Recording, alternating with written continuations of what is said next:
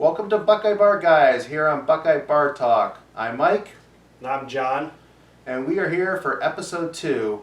On tonight's show, we got a lot planned, a lot of good stuff planned. But before we get started, just want to do a little housekeeping and say, if you're watching this on YouTube, just remember to hit subscribe. You'll get the little notification bell. Hit that. Hit all notifications. Like the video. Comment on the video. If you're listening to this on one of the podcast networks, remember to like it. If it asks you to give you stars, 5 stars, we would love the 5-star rating. Comment on those if they ask for comments. So, John, how you doing tonight? Good, man. How are you doing? I'm doing good. It's a little rainy here today, but it's been a pretty good day. A lot different than last time. A lot of rain today. Nothing out of the ordinary. Just work all week. Probably just like you, been watching TV, watching Twitter, getting very angry about what's going on out there still. But plan is to go to the zoo tomorrow. It's going to be the little man's first time to go see the zoo. Not sure if it's going to happen or not, but hopefully we can. Yeah, it sounds like fun if you guys get to go. Yeah, I hope so. All right, so in tonight's episode, the plan is tonight we're going to talk about, later on, we're going to talk about Ohio State's response to Gene and Ohio State's response to the Big Ten canceling, and then we're also going to get into an SI article that came out actually on our rival's site, Michigan's affiliate, SI affiliate, and we're going to talk about some very interesting points that they had. But first, we just wanted to hit on a couple news topics for this evening. So the first thing is we got a new commitment today, a new boom. Boom. Tyleik Williams. 6'3", 330 pounds. He was rated as the number 10, 247 composite defensive tackle. He's from Manassas, Virginia.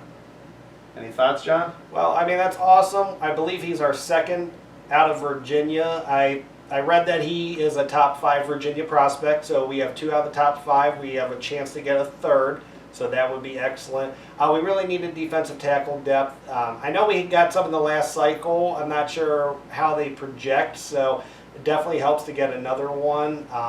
And I know that we have some good ones that are coming back. They're a little unproven with Togiai and Teron Vincent, but when they do play, I'm expecting that they're going to do very well, and I don't see them being with Ohio State much past one more season. So it's definitely a big get for us. We needed that. We needed that depth in the class. Getting that second defensive tackle, especially a good one's always great. So I'm very excited for that, something that our line absolutely needed. Yeah, I heard a lot of similar things. And I also heard that he's not really expected to be like, he's going to come in right away and be one of those, superstars, is going to get on the field immediately. But a lot of people are saying that, with Larry Johnson and Mariotti, that just let them get a year with him and he'll be perfect. It always seems like Larry Johnson gets 5-star kids, so maybe it's hard to, gauge this, but I think we've heard this before, that guys are a little developmentally behind and they're going to need a year or two, and then Larry Johnson gets a hold of them and you see flashes of it in year 1. So I'm not sure if that's going to happen with this kid, but definitely, the best in the game is the one that's teaching him, so you can only be excited about it. Yeah, definitely. Larry Johnson, definitely best coach you can learn under. All right, next piece of news. Randy Wade is planning a Saturday, the 29th protest at Ohio Stadium at 11 a.m. Thoughts?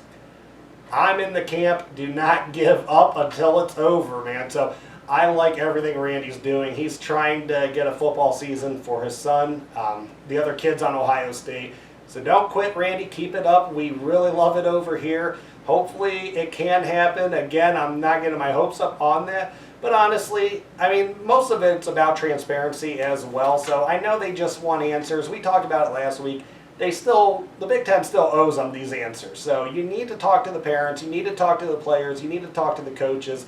They're still in hiding. They're acting like they're not hearing any of this backlash still. So Randy's just trying to get answers. He wants them to talk. I appreciate what he's doing. I hope he's successful. I would love to get some sort of answer by the end of this weekend.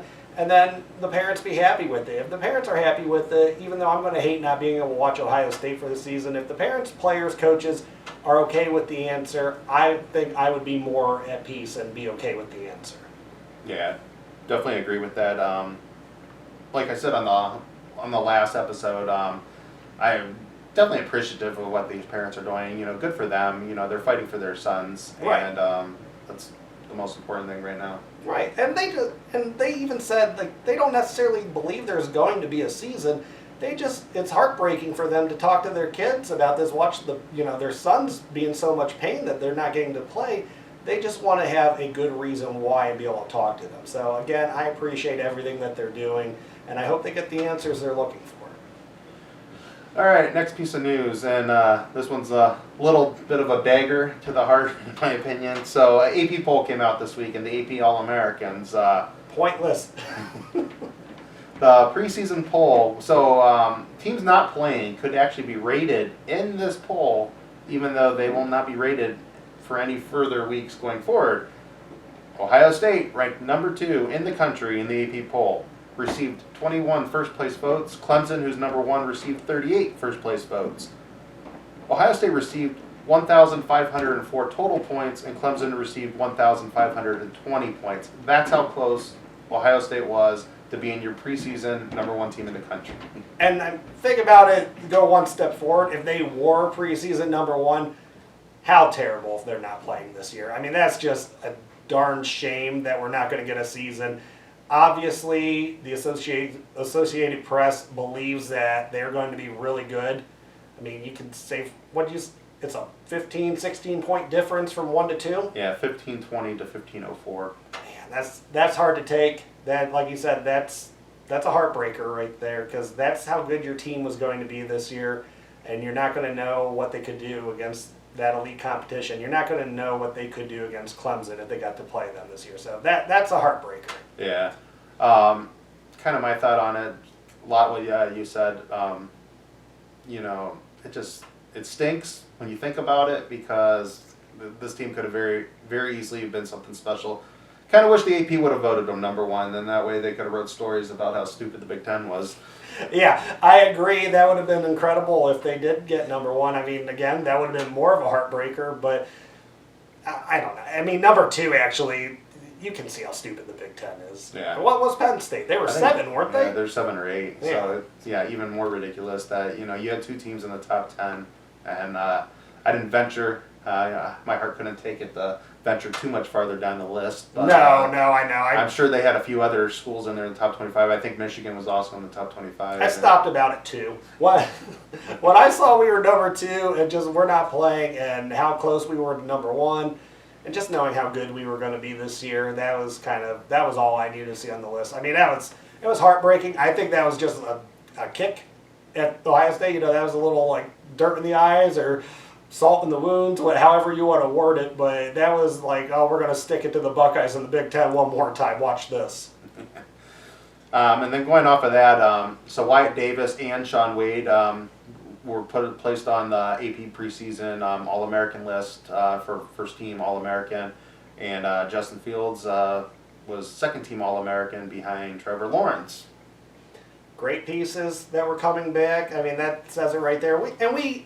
We kind of figured that's where those 3 guys were going to be. So, Justin Fields is it's the guy he's competing with there. I mean, that's the only reason he's second team was because Trevor Lawrence is first team. So, can't really argue with it too much. Of course, though, to me, that's 1A and 1B. It's not first and second team. Wyatt and Sean, I think we all knew how good they are, and we expected that to happen this year. Any chance on a delayed season we ever see any of those 3 in a Buckeye uniform again?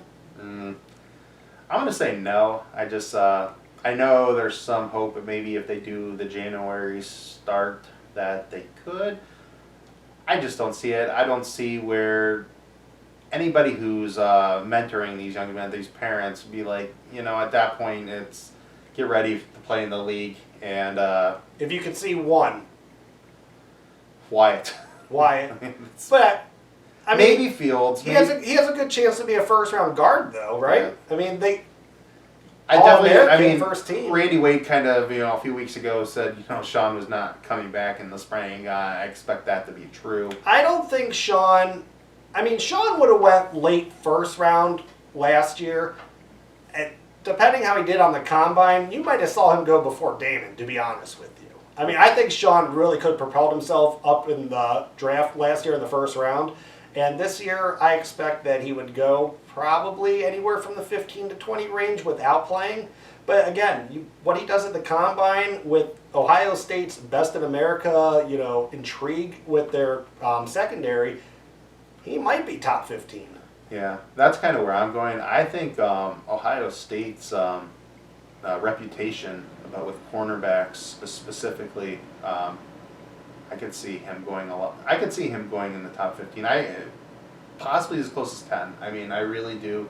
I think that, I don't see him as a top 5. No, now without playing, I don't think he can do what Oku did. I don't even know if I see him as a top 10, but I could see him in that 10 range. To 15 range? Yeah, I agree. He might slide a little bit into the top. I mean, I could see him anywhere from that 8 to 15 range. I think he's got abilities. I think he'll prove himself at the combine. And then on Ohio State's reputation, I mean, there's some of those coaches. I mean, Sean Payton said a couple years ago that, he wished he could take Buckeyes every year. Because he knows they're ready. Yeah. Yeah, so I agree with that. I think Justin would maybe. I mean, Wyatt, I think, would be the most likely if we ever were to see 1. Justin 2. Sean, I would say he's probably as close to 0% as there can be. I mean, Randy kind of came out and outlined that for all of us, that there's really just no point for it. Yeah. All right, final piece of news for this week. Budget crisis at Ohio State. And I got this article from 11 Warriors. They're projecting a $130 million decline in athletic revenue for the 2020-2021 athletic seasons. What do you think about that? Well, I mean, they came out that there was always going to be a significant hit because of ticket sales for the football games. So I think Gene said without fans, I believe he said it would be like a $50 million hit. Yeah, I believe so. So we knew there was going to be a significant hit regardless. But I mean, that's going to be hard for any school, even Ohio State. I mean, the football team, a couple years they could get it back. I don't know. I'm not an economics guy. Maybe they get it back in 1 year. I don't know. I mean, I always feel like Ohio State football is going to be okay. Their recruiting is going to be okay. They're going to sell. But that's going to be hard.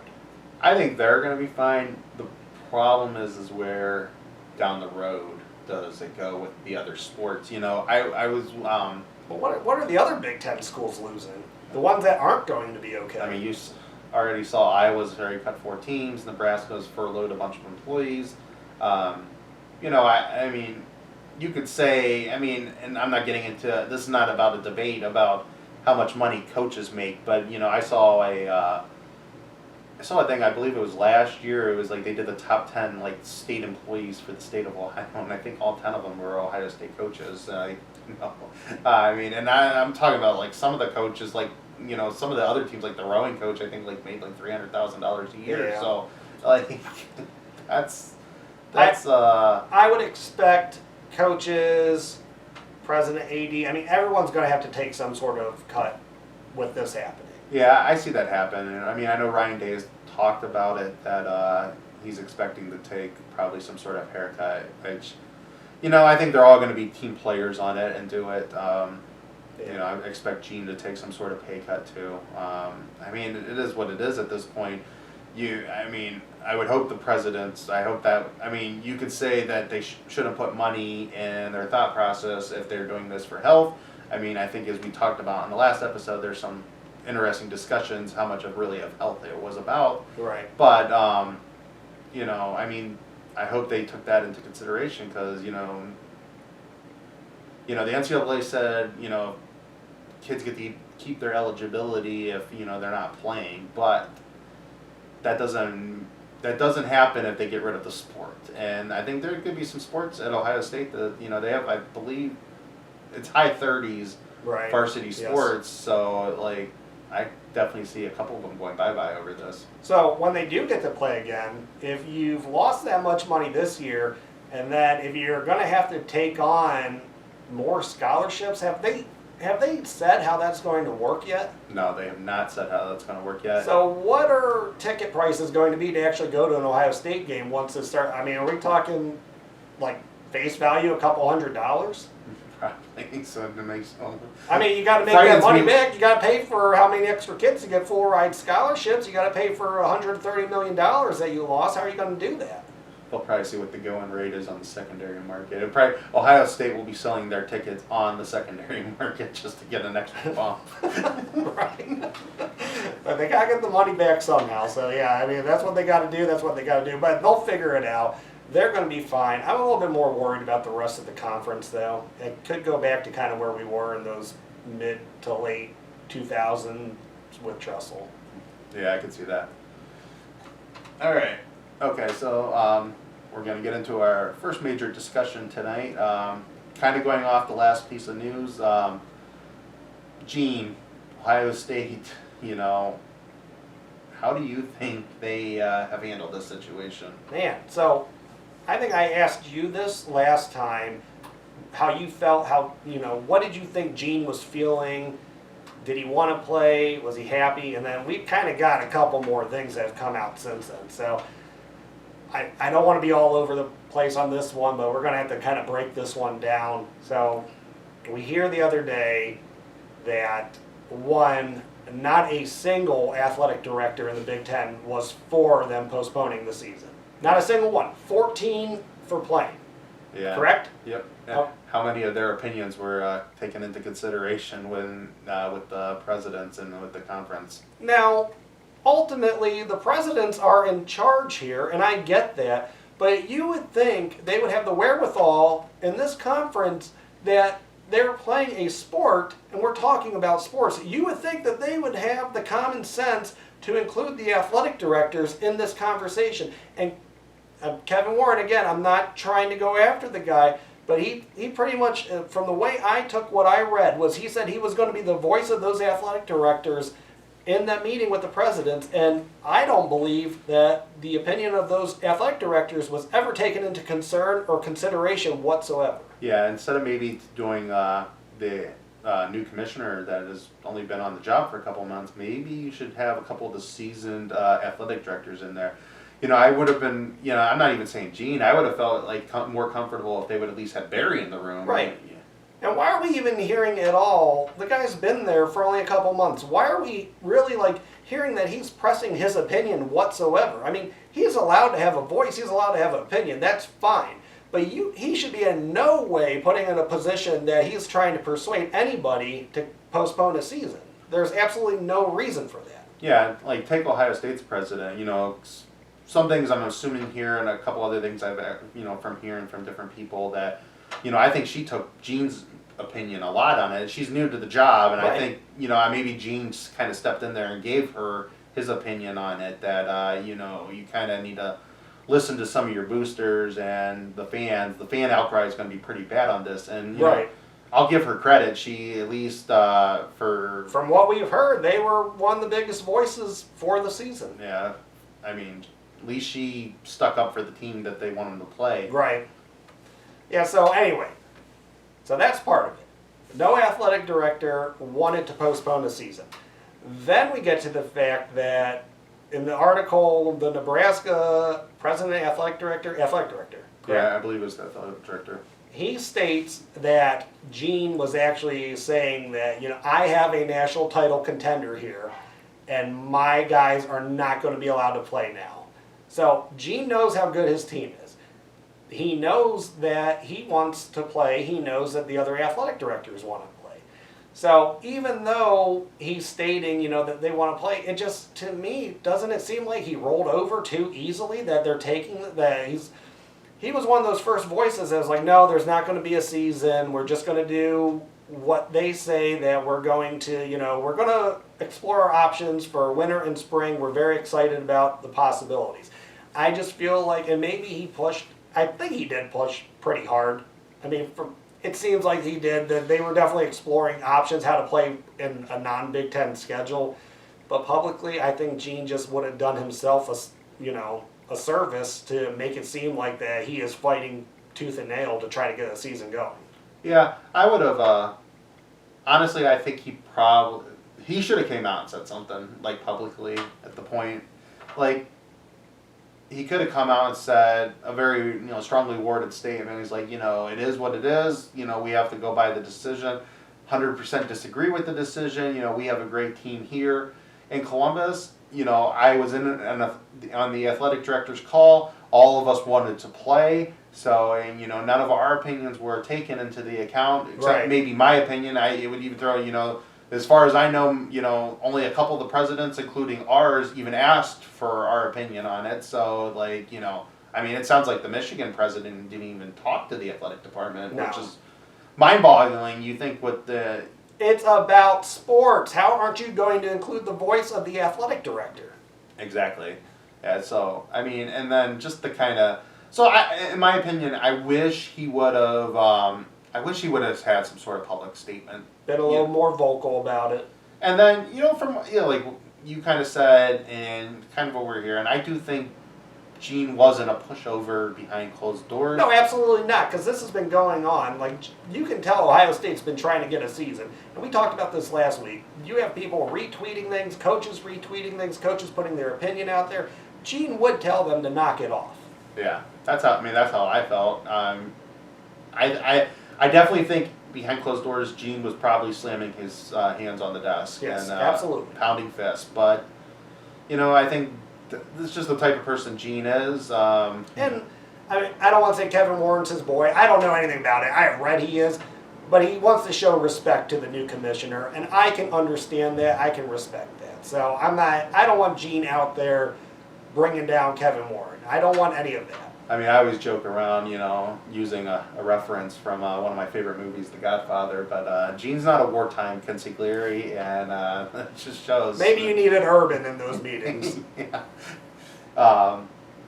But kind of just, when you look back at what the AP poll and, the preseason All-Americans and stuff like that, this was going to be a special team. Gene's 100% right. I have a national championship team. They were almost rated as the #1 team in the country. Right. Everyone saw that. And, you saw what you had coming back from last year. The team that was honestly the better team on the field in that semifinal game. I know at the end of the day, the scoreboard is the only thing that matters. Right. But we all watched that game. I can be unbiased for a minute. If I would have felt Clemson was actually the better team and Ohio State was the one lucking themselves into being in that game, I would let people know. I felt Ohio State dominated the game, except they just didn't score enough points. Well, and I hate to be the one to go after kids playing a game, but if their defense didn't have brain farts and give up, 5 huge chunk plays, they win that game easily. And there was other things also. You could talk about officials. You could talk about bad targeting calls. I defended Sean for that hit, and I'm going to keep defending him. If you read the rules, it was a targeting. It probably was the right call. I think in the game of football, though, if a guy's standing right there and you're trying to tackle him, it's pretty hard when you're the one with the momentum tackling not to dip your head a little bit. And the thing that kind of sucks about that is... and I drunkenly defended him very much that night, and I still defend him. I'm not drunk today, but I still defend him to this day. If Sean didn't get thrown out of that game... You win that game. How many of those chunk plays happened? Etienne doesn't get that touchdown pass. I don't think Lawrence gets that touchdown run. Sean's really fast. He's a good hitter. He cleaned up a lot of the mistakes he made in 2018 with tackling and pursuit, so I don't think they would have got... But if Sean doesn't get kicked out of that game, do they score a point in that game? You're punting. You're punting there. I don't know. You don't get it. Maybe garbage time later. That completely changes the entire momentum swing of that game. I don't know if they score a point in that.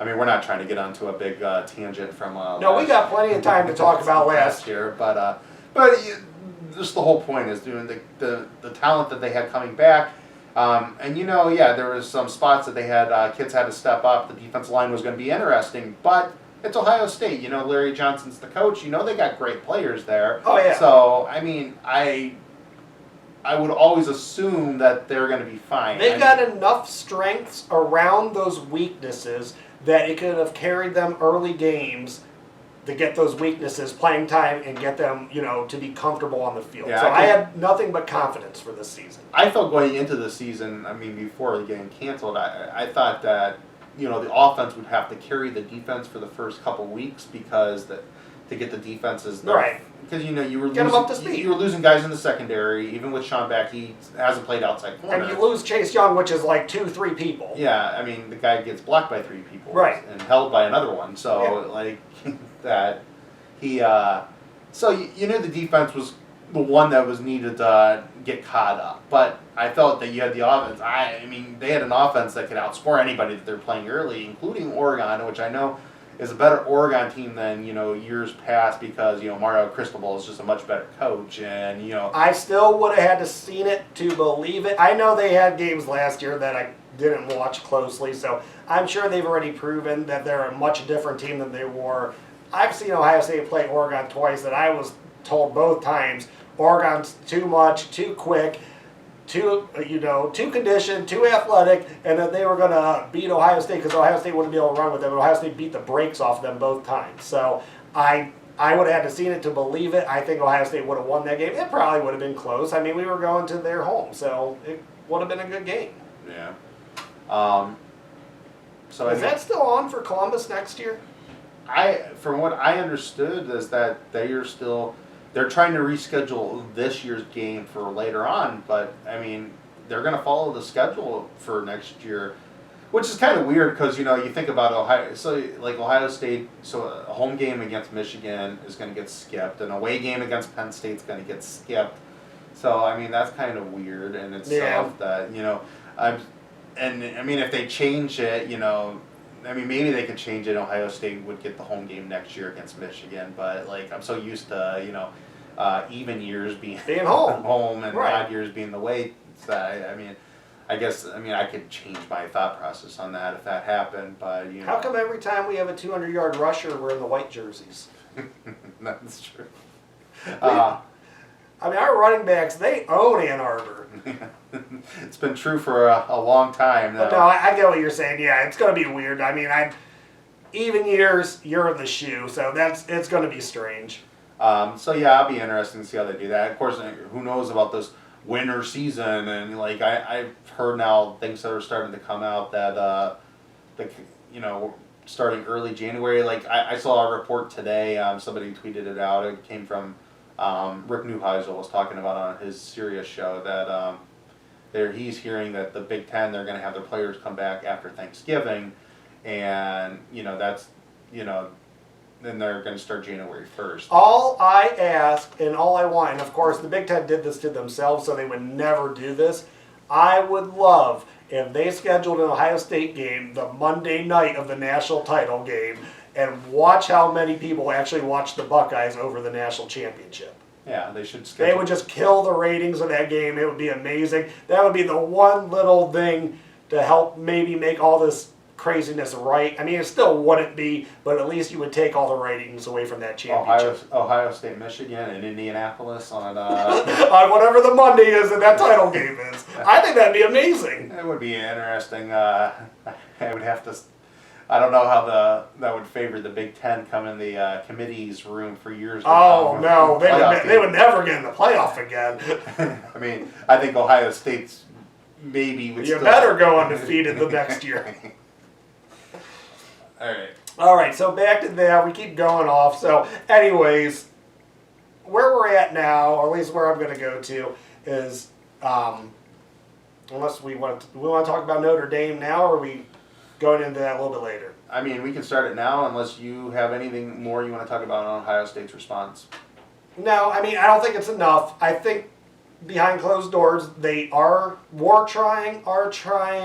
I don't think it's enough, though. You need to be more public about it. You know what kind of team you have. Let your fans know that you know that you were trying for a season. All right.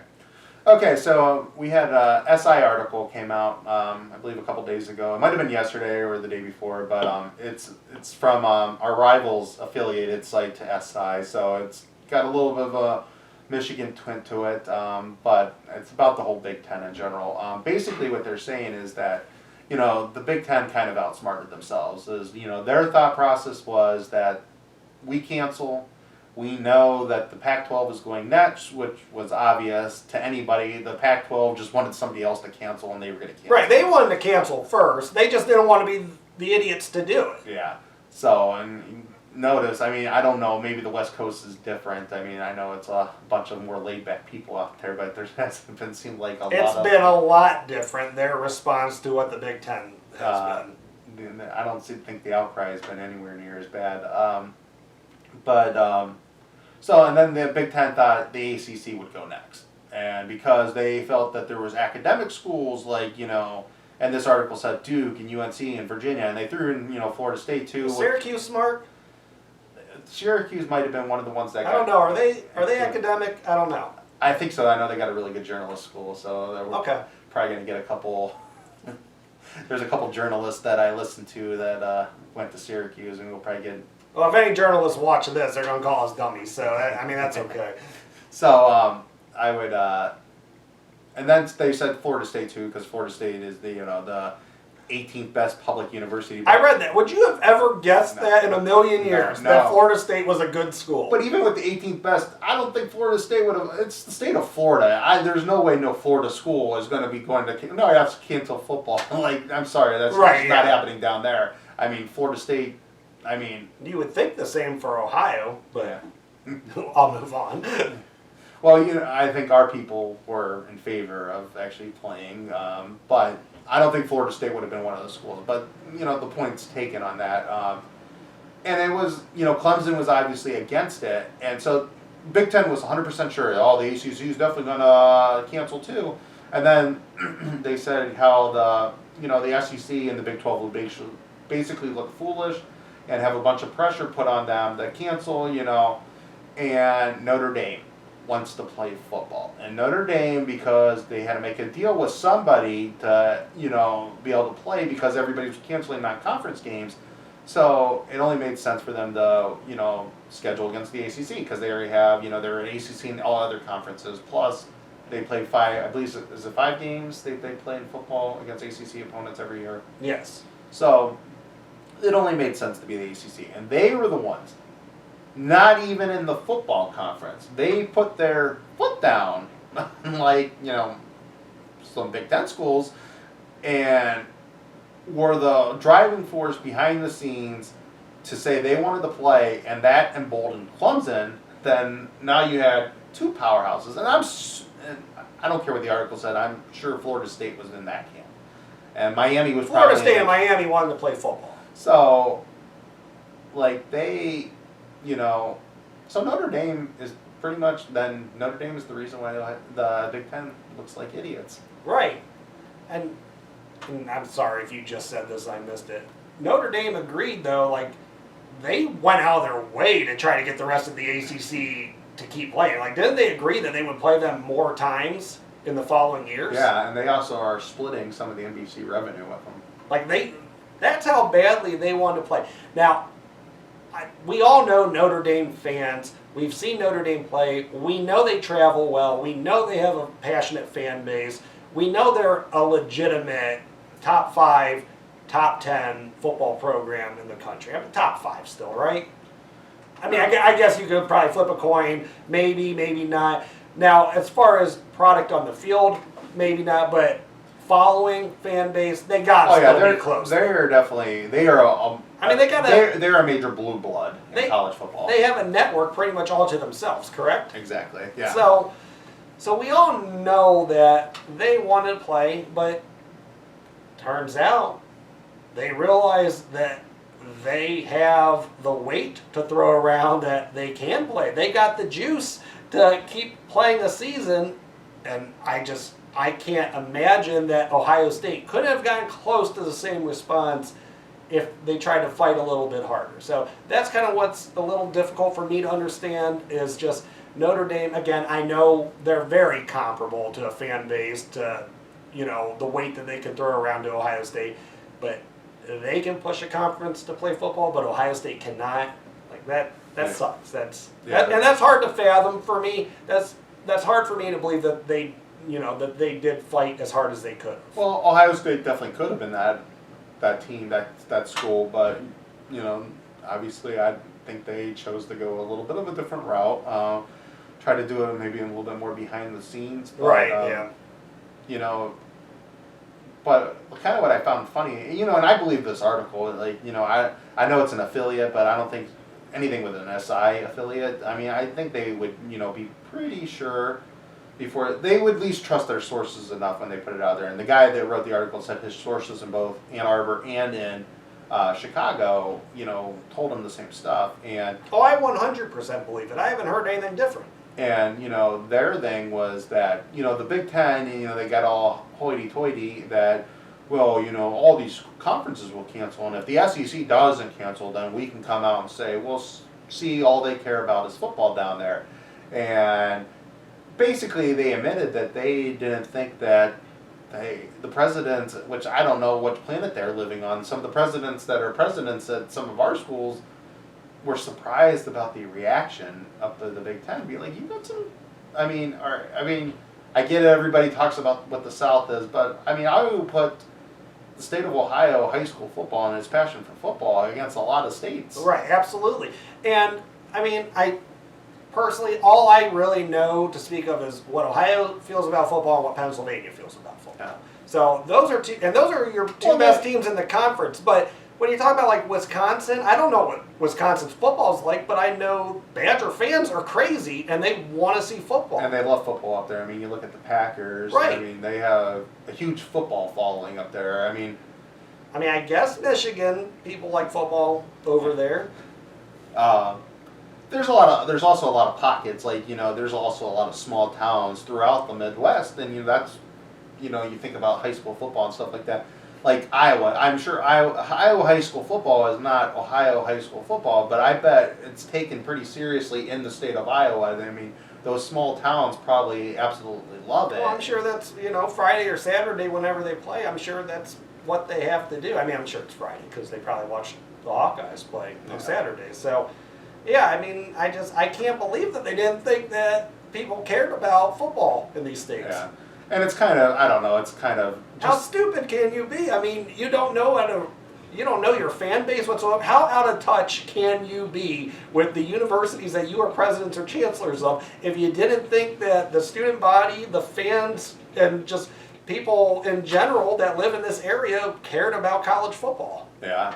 And we'll get to part two of our Super League here in a little bit, but that's kind of like why we've started discussing about that, because it just seems like there is a lost base. They're just out of touch with kind of what's we're part what's of around them. Yeah, and but I just think it makes the arrogance of the Big Ten. Well, we're the academic schools. How stupid do they look right now? The smart academic universities.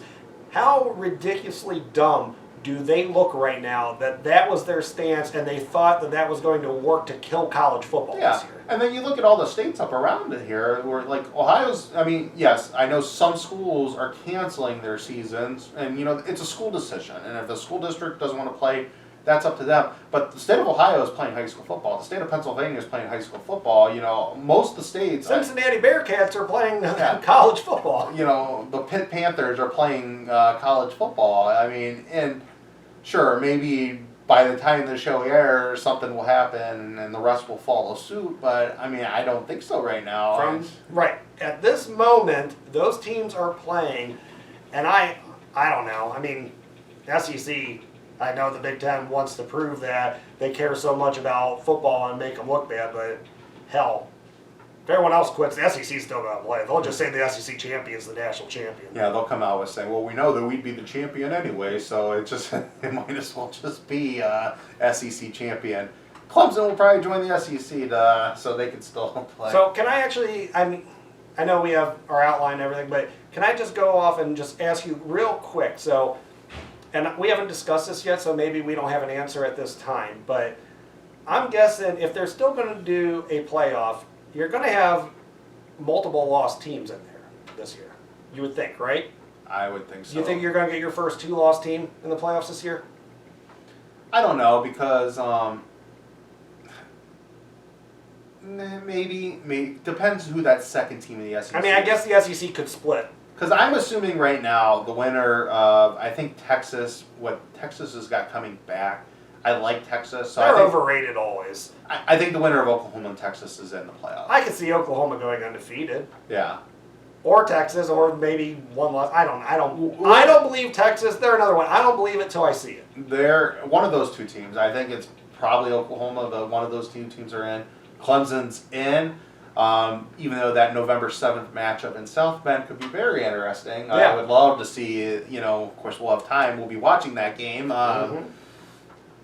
It'll be interesting to see how Notre Dame does at home against them. Do you think now, if there is a two-loss team, do you think the playoff committee could use that as an excuse for years moving forward to say they had two losses, they weren't a conference, or maybe they were a conference champion. Let's say like Ohio State from a couple years ago. So they were two losses, but they were a conference champion. They're actually better than so-and-so in front of them. Or do you think that they would say, no, 2020 was a crazy year. We're going to go back to the way things were? I want to say that 2020 is a crazy year, and we're going to go back to the way things are. But the one thing the committee has shown us is they have no criteria when it comes. No consistency, no criteria. Actually, probably the most consistent they've been was this past year's. I mean, was the easiest. Well, the last 2 years were pretty easy. I mean, I know you had Ohio State against Oklahoma the year before, which was kind of like a coin flip. But the last two, you had 3 undefeated teams in both of them, so it was actually pretty easy to go by. Yeah. But just kind of circling back to the Big Ten. So it just, I don't know. I hate this thing where they're just trying to be the smartest guys and the smartest people in the room, and it just. They're the biggest idiots right now. Yeah, and and now you've had doctors come out and say that some of their issues that they brought up, they're flawed, and we've looked at some of these issues, and there's definitely there's heightened chances, but what is for their age group, is it really that heightened? And there's just a lot of things that they didn't take into effect that they should have took into effect, and it just seems like that they were trying to be the smartest people in the room, and just I don't know. They're not. Backfired on them. Yeah. And if those 3 conferences play a full season, they are going to look so stupid. Yeah, exactly. And that's kind of are we ready to get into Super League here? Yeah, let's get into that. Anything else you want to talk about on the discussion points? I really feel like, and I'm going to say each week that we're not going to have a season, I'm going to get over it, but I feel like this is going to be a recurring theme that I'm going to get more upset by, each week that goes. I'm going to see someone else playing football. It's going to make my blood boil, and then we're going to talk about it. So I think we have plenty of time to keep hashing back of what Ohio State should have done, what they haven't done, and how disappointed we are. I do want to bring up one more thing I just thought about that was in that article that I meant to talk about. Yeah. They actually did mention that they did feel the Big Ten felt like Notre Dame would also be on their side because they're known for being such an academic university. I don't know where this thought process. And Notre Dame was like, no, we make millions or billions of dollars to play football. Yeah. We're going to play football this year. We have fans that love football. We're going to play football. What is this thought that the Big Ten keeps on having? Well, we're academic, and academic?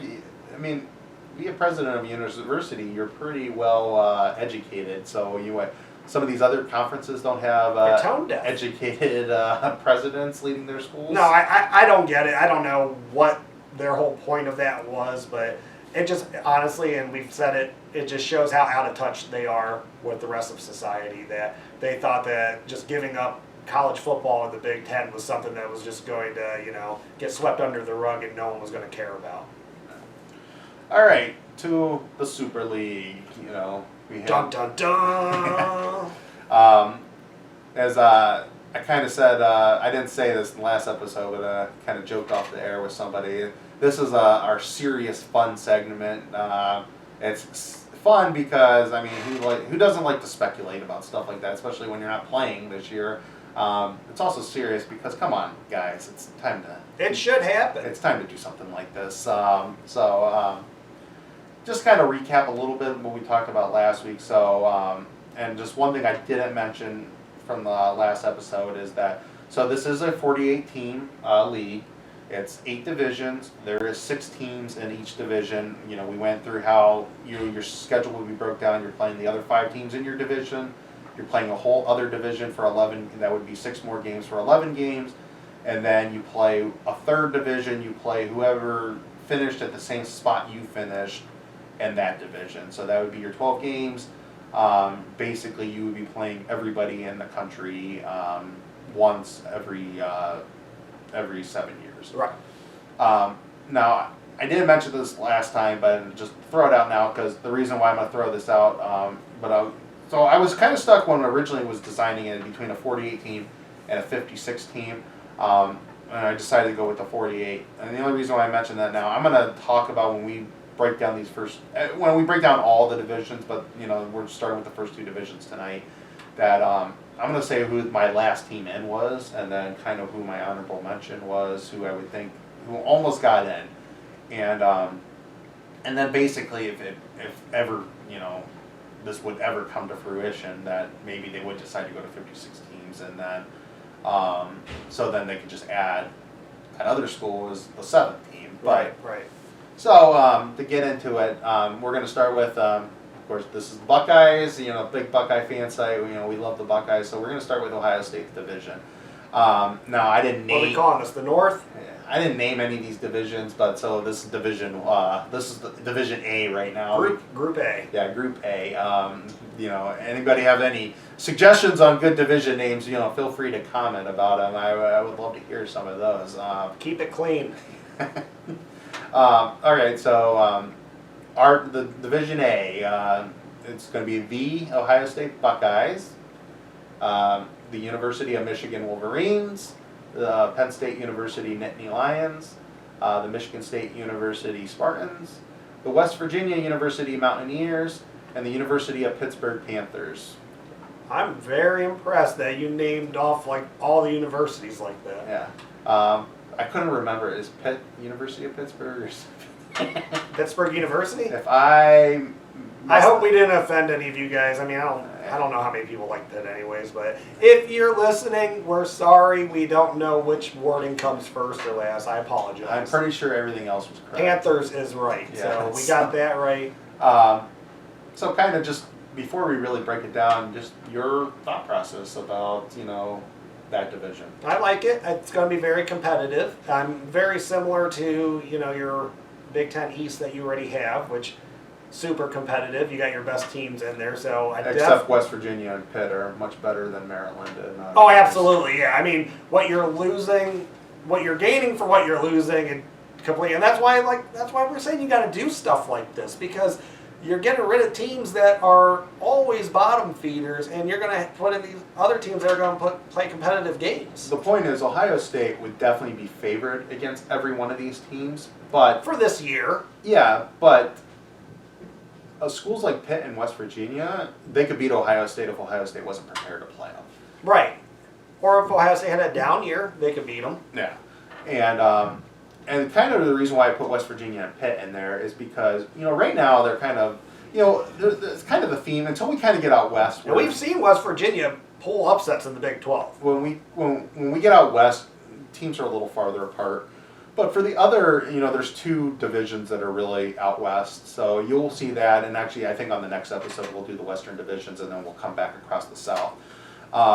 But everybody else, I mean, these are kind of is broken down fairly good geographically, and at least in my opinion. I mean, the next division we'll talk about is a little spread out, but the rest are pretty close. And so, you know, Pitt plays in the ACC, West Virginia plays in the Big 12. So, in my opinion, when they both have history behind both schools. Mm-hmm. They both can get kids to go to their schools, but the problem is those secondary regional kids that you need to fill out your roster. Well, if you're Pitt, you're trying to recruit Ohio right now, a lot of these kids are like, you know, my parents, we're going to be playing a lot of games in the ACC. Right. You know, I'd rather go, you know, Michigan State's offering me, so... Well, those 2 teams in no way belong in the 2 conferences that they're in. Yeah. And I think in this conference, first of all, it brings back their rivalry, which, you know, was a fun rivalry. And there's no reason why that should ever end it. Yeah. And if I was a school like Penn State, I mean, first of all, you got Pitt in your own division. I mean, that's a rivalry to begin with. And Penn State's going to have a rivalry with West Virginia. Is Penn State, is that done now? I don't know if they were still planning on playing. I thought they finished. They didn't have any new games scheduled, but I couldn't remember. I could be wrong on that one. Because that was an every year one, wasn't it? Yeah, for a long time. You know, I mean, there might have been a couple breaks in there. Yeah. Especially when Penn State went to the Big Ten. You know, I mean, but it was always a non-conference game, so you know they could have very easily played every year. Right. So the reason, you know, but with, I think you look at like Pitt. I mean, Western Pennsylvania's got good high school football. Northeastern Ohio's got good high school football. So Pitt could very easily recruit that territory and put a very competitive team on the field. Sure. And West Virginia's the same thing. You got Ohio right next to it. You got other states you could get to. Pennsylvania. Pennsylvania. You got Ohio. You know, you're close to be able to recruit maybe the Hampton Roads area of Virginia. You know, the the DMV area. Mm-hmm. So I could see that those two schools in this, they're all 6 kind of close to each other. I think it'd be some great games. I mean, Ohio State, you still got Michigan State, and Penn State on the, schedule, but, you look at games against West Virginia and Pitt every year, and I think those could be fun, and, I think a lot of kids that, Ohio State still, they go after the best kids in the state of Ohio, and then they kind of have a national, well, I think there could be a lot of high 3-stars and 4-star kids that Ohio State didn't look at from Northeast Ohio that, I'll go play at Pitt or West Virginia. That would kill Luke's recruiting, though. Yeah, and we're going to get to that. So, Pitt was my last team in, and Cincinnati was the team I considered putting in. And the only reason why I didn't put Cincinnati in is that they just have not had a consistent history No. Pitt has had. Right. I mean, the way Luke Fickell is recruiting Ohio, getting those second-tier kids, and the product that they're putting out on the field, I think as long as he's there, they're going to be successful. But how long can Luke Fickell actually stay there? I know he got an extension, but is he working that extension out? I mean, I don't think so. And God, if this thing would happen, I could see Luke at West Virginia or Pitt. Oh, absolutely, yeah. Sure thing, yeah. You can see. But there's no way he's working out that extension. No, he's going to get offered big money. I mean, I think he's still kind of, my opinion on Luke, just go off on a little side tangent, is I think Luke's kind of, this is not the same Luke that was 2011. But does 2011 still hold him back? It probably does, and that's probably why he was never going to be considered initially for the job. If Luke has another good year or two, and say Ryan Day jumps to the NFL, I could see. Post Ryan Day, is Luke Fickell an actual option? I think so. Yeah. I think they. I mean, he went 6-7 with just the pieces he lost, and probably just how that team felt after Trussell left. It could have been worse. Yeah, it could have been a lot worse. But so yeah, I was considering Cincinnati there. So if for whatever reason, if this would be a 7-team division, I would put Cincinnati as my 7th team. It was kind of close. I just kind of went on Pitt's history. I wanted to see Pitt with Penn State. I wanted to see Pitt with West Virginia. And that's kind of the reason why I went with that. Cincinnati in a big boy conference division would be very interesting for Ohio State, though, because, that gives them clout the recruiting against Ohio State. Sure. I mean, it's going to be hard to recruit against Ohio State, but I'm sure Luke could pull a 4-star, an in-state kid. That if you had a 4-star kid from Ohio, I mean, yeah, I think Luke could grab him. So yeah, and like I said earlier, Ohio State's definitely. I mean, Ohio State, the way they've been over the last 2 decades, Ohio State is still favored against every one of these teams, but just like Michigan State, Penn State can beat Ohio State, I think Pitt and West Virginia can be there too. Yeah. Yeah, I agree. All right, next division. Okay. Ready? I call this one the Notre Dame division because Notre Dame's the headliner in this division. Apparently Notre Dame just runs college football anyway, so why not? So we have Notre Dame Fighting Irish, the University of Wisconsin, the Badgers, Nebraska. I can't remember if they're a university or Nebraska University. I think it's Nebraska University. Yeah, I don't know. I feel like it's NU. Yeah. I could be wrong. Then I put Missouri, Iowa State, and Iowa. Okay. First opinions. Well, I mean, Iowa State and Missouri, I have some concerns about them. I think geographically it all makes sense. Missouri, since they went to the SEC, I mean, well, they made an SEC championship game one year. I don't know how good they were. I think but they made it 2 years. Did they lose? They lost to Auburn the year Auburn goes to the title game, right?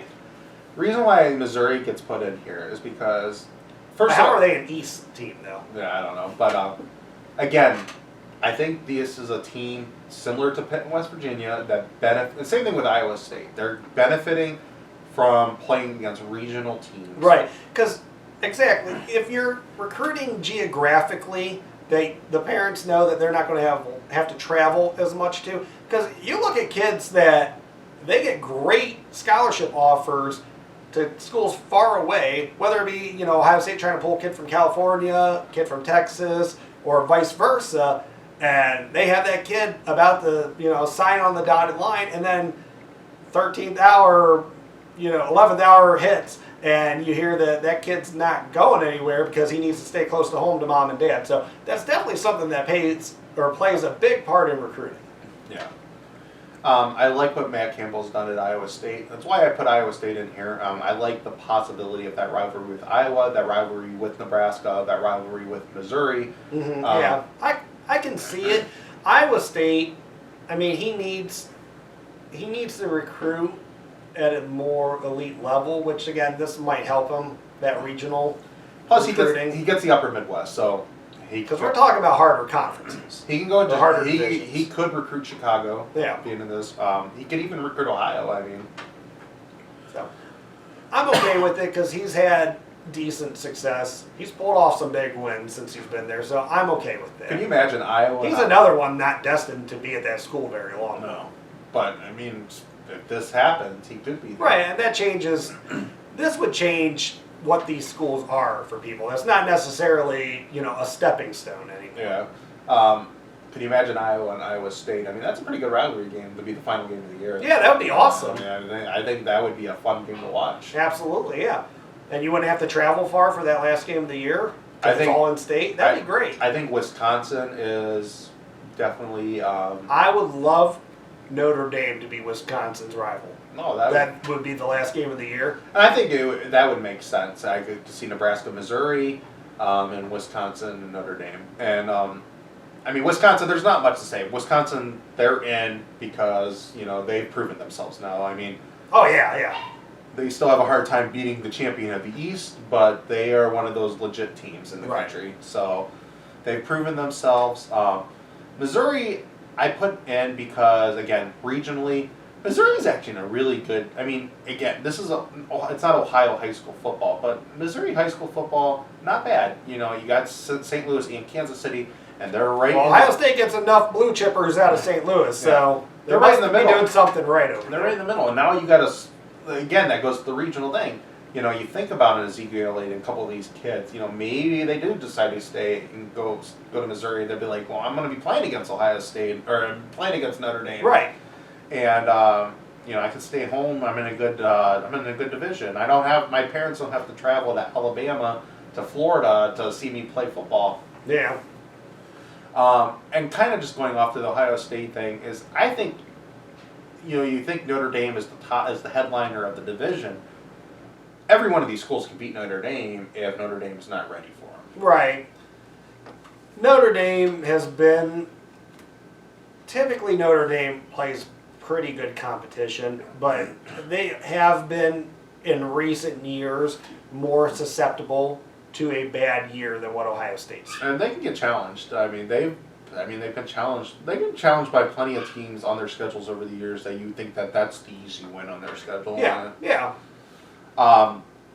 So my last team in on this one, I mean, it's definitely was between Iowa State and Missouri as being they were the last team in. Kind of both of them.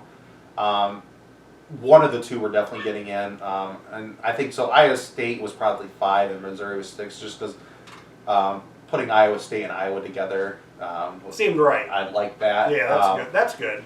Uh, And Iowa State does have the win-losses, I think, recently to justify the decision. Actually, my team, First team out. you know, there was some thought about Kansas State. I think it's Minnesota. And the reason why it's Minnesota is I think between PJ Fleck and I think Minnesota, they're similar situation. They could be bubble. Depending what PJ Fleck does in the future, they could be bubble. Yeah. They have kind of, they don't have the prestige of Ohio State or a Texas, but right. They have that same feel though. They have a whole city. They're not a college town. They're a city. Yeah. And, you know, some kids just love that. And if PJ Fleck really puts them on the map, he could get some legitimate recruits to go to Minnesota because, you know, it's a city. It's got that city atmosphere. And yeah. It's just a different vibe. And, you know, some kids love it. Some kids hate it. He's a great coach. Yeah. And, well, he's a really good coach. I don't know if I want to say great right now, but he definitely, with the resources that they have at Minnesota, and it does seem like kids like to play for him, he could really do some wonders for that team. Kind of going off Fickle, now if this did stay as a 6-teamer, can you see PJ Fleck in Missouri? Yeah, I could. I mean, because and that would make if Minnesota has to be the stepping stone to get to something better, then yeah, absolutely I could. So, And you know what? And I could then. I think I bite my tongue from what I said before, and I could see PJ Fleck really turning that team around, and that they would be more competitive. Yeah. And every one of these divisions, you know, some of these divisions are going to be a little stronger than others, but the point is, all these divisions are better than what, you know, you're currently at, because top to bottom in every one of these divisions could beat everybody in each one of these divisions. It just is the team that's the better team overlooking them, because these are teams that can get talent and they could, you know, they could show them off. And I don't think schools like Ohio State and Notre Dame, they're not going to be able to take off days, you know. You won't have that boring Rutgers game because you actually have to prepare to play. Well, is Ohio State regularly going to lose to Pitt? Probably not. I mean, I think we can agree on that, right? Most years, they're going to beat Pitt. Oh, they won't. They will. But is Pitt a better game each year than Rutgers? Yeah. Absolutely. Pitt. Rutgers is a 0% chance to beat Ohio State. Watch Shiano beat Ohio State this year. But you know what I'm saying? There is 0% chance to beat Ohio State. I at least believe Pitt, with the talent that they have gotten and that how they've played in the past and what they would be able to recruit, I at least believe Pitt at some point would be able to pose a challenge that they could beat Ohio State. That if Ohio State didn't take them serious enough, you could be looking at a Purdue game. No. So, you know, those are the first two divisions. Any major issues? You kind of... No. I like it. I mean, how you explained everything, anything I had questions of, I agree with it. Minnesota, again, I just like... If I would have saw a couple... If PJ Fleck maybe have been there a couple more years, or if last year happened a couple more times, then I might have taken some issue with having Missouri again over Minnesota. But no, I can't really argue it. I think you're right. I mean, I think that's kind of a toss-up right there, because Minnesota could be in there, and that would be nice for, you know, Wisconsin. Yeah. Yeah, that was also the thing I was, you know, that's, I mean, one of Wisconsin's rivals.